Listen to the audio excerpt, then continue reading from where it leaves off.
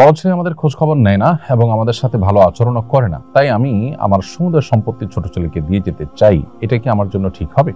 শরীয়ত কি আমাকে অধিকার দেয়?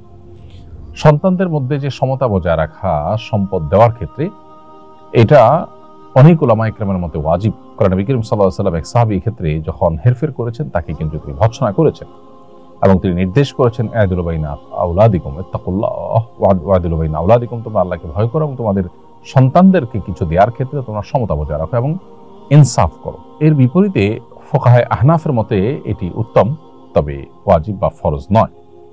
তো এটার উপর ভিত্তি করে যদি কোনো সন্তান ফাসিক হয়, ভুল পথের যাত্রী হয়, ভ্রষ্ট হয়, খারাপ হয়, তাহলে বাবা মা উপহার উপঢৌকন দেওয়ার ক্ষেত্রে তাকে যদি খারাপ সন্তানকে যদি কোনো কিছুই না দেয়, সেক্ষেত্রে ফুকাহা হানাফি উলামা ইকরাম সেটিকে জায়েজ বলেছেন। যেমন মুফতি শফি সাহেব রাহমাহুল্লাহ এটিকে জায়েজ বলেছেন, কিন্তু আর উলামা ইকরাম এটিকে জায়েজ বলেন না এবং অন্যান্য উলামা ইকরাম এটিকে জায়েজ বলেন না। কারণ সন্তানকে সম্পদ দেওয়া এটা বাবা মার কর্তব্য।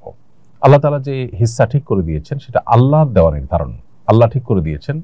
অতএব এটা ফরজিয়াতুম মিনাল আল্লাহ, আল্লাহ নির্ধারণ, এটাকে লঙ্ঘন করার কোনো সুযোগ বাবার নেই।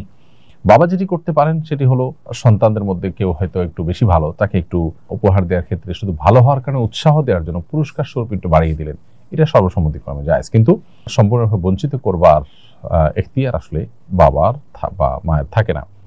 কারণ আল্লাহ এখানে নির্ধারণ করে দিয়েছেন, আল্লাহ তাআলা সম্পত্তি থেকে মাহরুম করবার অপশন রেখেছেন যদি কাফের হয়ে যায় সন্তান, মুরতাদ হয়ে যায় সেই ক্ষেত্রে। তা না হলে আল্লাহ তাআলা সে অপশন কিন্তু রাখেননি।